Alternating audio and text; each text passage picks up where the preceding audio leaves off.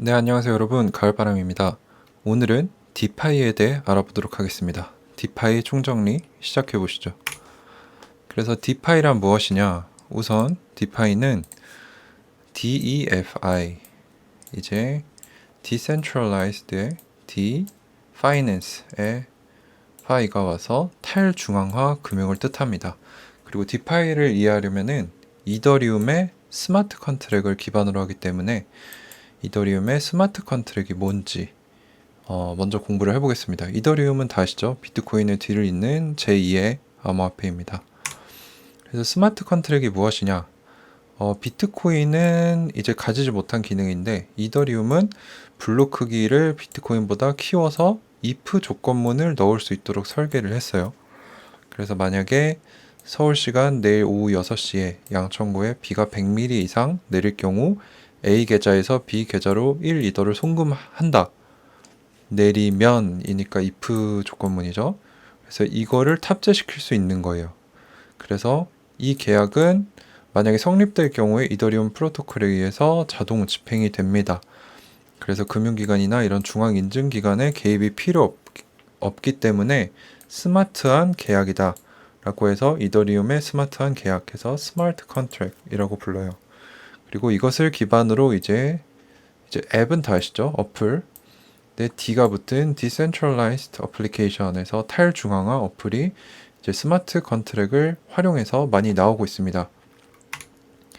그래서 이제 디파이도 그 이더리움의 스마트 컨트랙 기술을 활용해서 나온 서비스라는 거죠. 그래서 일례를 한번 살펴보자면은 기존 계약에 의하면 이게 이제 철수고 이게 0이에요.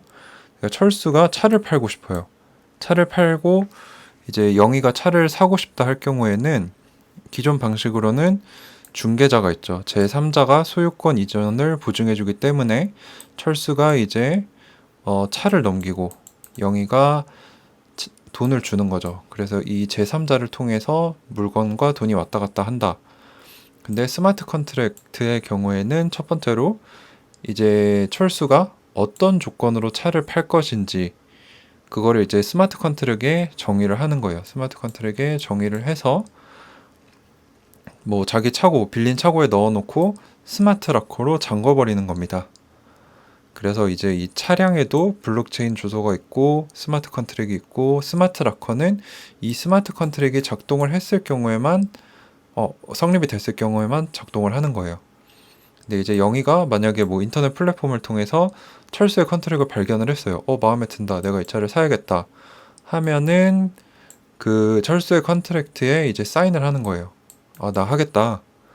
그러면은 이제 이 블록체인에 들어가서 철수가 진짜 이 차의 소유자인지 그리고 영희가 이 차를 살 만한 금액을 가지고 있는지 먼저 확인을 합니다. 블록체인 네트워크가. 그 다음에 모든 조건이 맞아 떨어졌을 때 이제 스마트 락커의 비밀번호가 영희에게 가는 거죠. 그래서 이제 영희는 스마트 락커의 비밀번호를 알게 돼서 차를 가져갈 수 있게 되고 철수 같은 경우는 영희의 돈을 이제 블록체인을 통해서 받을 수 있다. 그래서 이 제3자의 개입 없이 쉽게 계약을 할 수 있다. 스마트 컨트랙을 통해서. 네, 이렇게 이해를 하시면 될 것 같습니다. 그러면 좀 더 구체적으로 그렇다면 디파이는 무엇인가? 라고 하시면은 은행과 전통적인 금융기관 같은 제3자 없이 이제 퍼블릭 블록체인, 이제 이더리움이나 그런 네트워크를 통해서 스마트 컨트랙을 활용해서 탈중앙화된 금융 시스템이다. 그래서 쉽게 말하면은 예금, 대출, 투자, 보험 등 뭐 은행, 금융기관에서 할 수 있는 모든 금융 서비스를 제3자 없이 이제 이더리움의 스마트 컨트랙을 활용해서 할 수 있다라는 것이고요. 지금 디파이 탑10 코인입니다. 암호화폐입니다. 그래서 디파이 기술을 활용하는 암호화폐 어떤 게 있냐? 뭐 에이브, 대출, 뭐 유니스왑, 거래소, 뭐 이런 다양한 것들이 있어요. 대출 결제 거래소, 자산 관리 뭐 이런 게 있죠. 그래서 한번 알아보겠습니다. 어떤 구체적인 서비스가 있는지. 그래서 첫째로는 탈중앙화 거래소를 구현할 수 있다. 이게 무슨 말이냐면은 현재 우리가 많이 사용하는 업비트와 빗썸 같은 거래소는 중앙화 거래소예요. 그래서 우리가 신원을 증명하고 실명 인증 계좌가 있어야만 거래를 할 수 있죠. 근데 이게 말이 안 되는 게 본래 암호화폐는 탈중앙화를 하려고 만들어진 건데 우리는 중앙화된 거래소에 들어가서 신원을 굳이 증명하고 거래를 하고 있어요.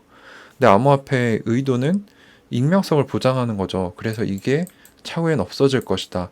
그래서 탈중앙화 거래소가 생길 건데 현재 1위는 유니스왑을 활용한 탈중앙화 거래소입니다. 그래서 시가총액이 17조 규모고 전체 코인에서 10위 규모입니다.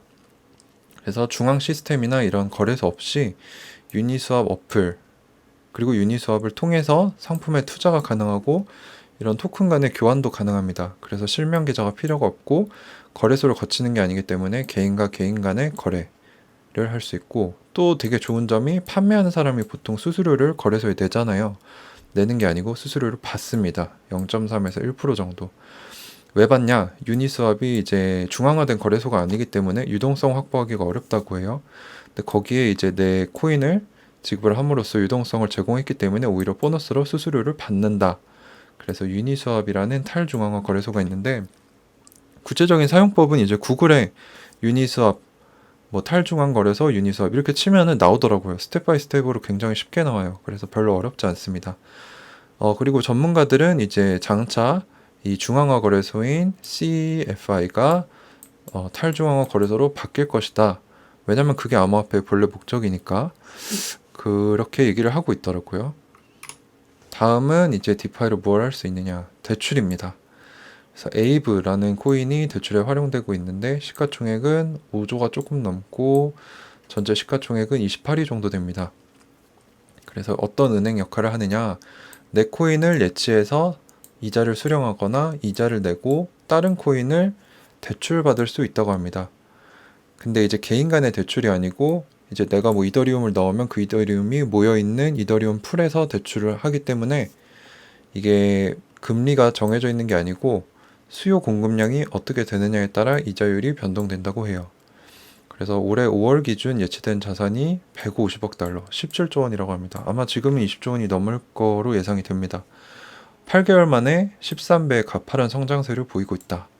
그래서 실제로 이거를 이 대출을 통해서 내 코인을 예치해서 다른 사람이 그 코인을 빌려가서 이자를 내는 거를 이제 이자 농사라고 하는데 이 이자 농사로만 뭐 연 10% 이상의 안정적인 수익률을 올릴 수 있다. 그래서 이런 전략을 얘기하는 글들도 상당히 많습니다. 그래서 궁금하신 분들은 이제 디파이 이자 농사 이런 거 쳐보시면은 또 좋은 글들이 많으니까 공부해 보시면 좋을 것 같아요. 그래서 세 번째로는 보험을 또 할 수 있어요. 그래서 유명한 보험을 할 수 있는 디파이 코인으로는 넥서스 뮤추얼이 있습니다. NXM이 티커고 시가총액은 1조가 안 되는데 217위 규모로 크진 않습니다. 근데 이제 이게 이제 이더리움의 스마트 컨트랙을 활용해서 특정 조건이 성립이 되면 계약이 자동 체결되도록 합니다. 뭐 예를 들어서 내 자동차 사고가 났을 경우 100만 원을 보장받는다. 근데 이게 어떻게 작동하는지 제가 좀 찾아보니까 보험사가 없잖아요. 그래서 탈중앙화 자율조직 DAO라는 게 있어요. 그래서 여기에 참여한 사람들이 결정을 하고 이제 아마 투표를 해서 거기서 우세한 쪽으로 해서 뭐 지급한다 안 지급한다 이걸 판단하는 것 같더라고요. 그리고 여기에 참여한 사람들은 또 이런 다른 보상을 받는다고 해요. 그래서 중앙화되지 않은 자율 조직을 통해 이런 보험을 할 수도 있다. 그래서 보험금 청구 정산은 이 DAO를 통해서 자동으로 이루어지고 손해사정 만약에 내가 불만이 있거나 바꾸고 싶다. 근데 이거는 아직 완벽히 구현 안 됐는데 AI로 테스팅을 하고 있는 중이라고 합니다. 그래서 이렇게 다양한 서비스들을 사용할 수 있는데 이제 조금씩 더 디벨롭 되고 있는 상황이고요. 그래서 디파이의 장점이 뭐냐? 아까도 많이 말씀을 드렸는데 블록체인이 거래를 증명하기 때문에 위조 변조 이슈가 있을 수가 없다. 그리고 송금 수수료가 적기 때문에 좋고 또 국경이나 위치를 구애받지 않고 내가 뭐 남미에 있는 사람이 개발한 디파이 서비스를 쓰고 싶어요. 그러면 네트워크를 통해 그냥 쓰면 됩니다. 그리고 신원 확인 같은 복잡한 절차가 필요 없고 24시간 운영되기 때문에 편리하다. 접근성이 좋다. 이런 얘기가 있고요. 이제 전문적으로 보자면은 투명성. 모든 규칙 서비스 내용이 공개되어 있기 때문에 누구나 볼 수 있다. 공개성. 서비스 제공이나 이용에 아무런 허가와 절차가 필요가 없다. 조립성, 하나의 스마트 컨트랙을 다른 컨트랙과 이렇게 조립을 해서 새로운 서비스를 만들 수도 있다고 해요. 그 신속성, 수일이 걸리는 국제 송금을 1분 이내로 완료할 수 있다. 저렴성, 인프라가 필요 없고 서비스 개발에 필요한 여러 가지 컴포넌트들이 이미 다른 컨트랙에 있을 수 있어서 빠르게 개발할 수 있고 개선할 수 있다. 그래서 큰 자원 없이도 큰 서비스를 론칭할 수 있다라고 하고요. 효율성, 네, 뭐 이건 당연한 거죠. 뭐 서버나 이런 DB를 우리가 가지고 있을 필요가 없기 때문에 비용이 절감되고 공유된 리소스를 활용해서 효율적인 서비스를 제공할 수 있습니다. 그리고 혁신성, 아까 말씀드린 것과 비슷하게 적은 자원으로도 신속하게 혁신적인 서비스를 론칭할 수 있다. 마지막으로 국제성, 아까 이거랑 비슷한데요.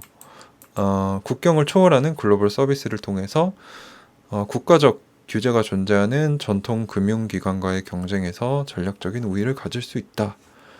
라고 해서 또 여기를 보시면은 디파이 서비스와 전통 금융 간에 비교해 놓은 게 있어요. 그래서 중개자 거의 없다. 관리자 몇 명 수준. 이거는 기관 수준이기 때문에 많고 지역적 한계 없음, 있음. 화폐의 발생은 블록체인, 국가 및 중앙은행, 중개자 블록체인, 전통금융기관, 자산의 매매는 탈중앙화 거래소, 증권거래소, 투자수단은 토큰화된 상품과 서비스, 주식채권 등 이렇게 차이점이 있고 장점이 있습니다. 그렇다면 디파이의 단점으로는 무엇이 있느냐? 아까 잠깐 말씀을 드렸는데 관리자가 존재를 해요.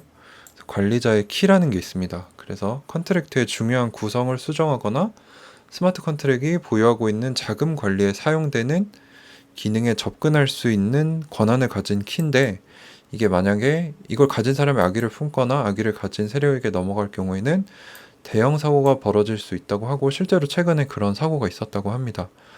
그리고 개발자가 코딩 실수를 했을 경우 이 프로그램을 아까 조립성, 다른 프로그램에서 사용하면 문제가 산더미처럼 불어날 수도 있다. 그리고 이 투명성이 어떤 돈이 누구에서 어느 계좌에서 어느 계좌로 갔다는 걸 알 수 있기 때문에 범죄자가 이거를 활용할 수도 있다. 그리고 제일 큰 게 확장성의 한계입니다. 그래서 런던 포크 말씀드릴 때도 말씀을 드렸는데 이더리움 네트워크에 기술적 한계가 있어요. 그래서 초당 최대 15개 거래밖에 처리를 못한다고 하는데 이게 굉장히 문제죠. 왜냐면은 그 이상의 거래건이 들어왔을 경우에는 수수료가 높은 순으로 처리를 하고 있다고 해요. 그래서 이 수수료 문제를 개선하려고 했던 게 이제 런던 하드포크인데 이더리움 2.0에서는 이제 궁극적으로 이 기술적 한계를 뛰어넘는 게 목표라고 하니 아마 이게 개선이 되면은 디파이 서비스가 또 활성화될 수 있겠죠. 그래서 이런 디파이에는 단점이 있고 그래서 결론은 무엇이냐? 디파이 투 더 문일까요? 그게 아니고 이제 디파이라는 서비스가 이제 본격적으로 대두되고 있고 아직 뭐 기술적인 문제도 있고 완벽하지 못하다는 단점을 가지고 있지만 제가 이제 암호화폐, 비트코인 말씀드릴 때도 그랬는데 이제 당분간은 디파이가 전통적인 금융 서비스, 금융기관과 공존을 할 거고 이제 국가에 대한 신뢰를 잃은 개인들 또는 좀 더 효율적인 방식을 추구하는 개인들은 디파이를 점점 더 활용할 것 같아요. 그래서 디파이 서비스는 활성화될 것이라고 생각이 되고 당연한 말씀이지만 그 서비스를 제공하는 코인들 좋은 것을 이제 내가 발굴해서 찾을 수 있다면 네, 이 바닥에서 문을 갈 수 있을 거라고 생각을 합니다. 그래서 강조하지만 또 강조하고 강조하지만 공부하셔야 되고 거기서 내가 정말 신뢰가 간다, 믿을 수 있다 하는 디파이 분야 코인에 투자하시면 분명히 좋은 수익을 줄 거라고 생각을 합니다. 그래서 저도 장차 공부를 하면서 제가 공부한 내역들을 또 좋은 영상으로 남길 수 있도록 해보겠습니다. 네, 긴 내용 시청해 주셔서 감사합니다. 이상 가을바람이었습니다.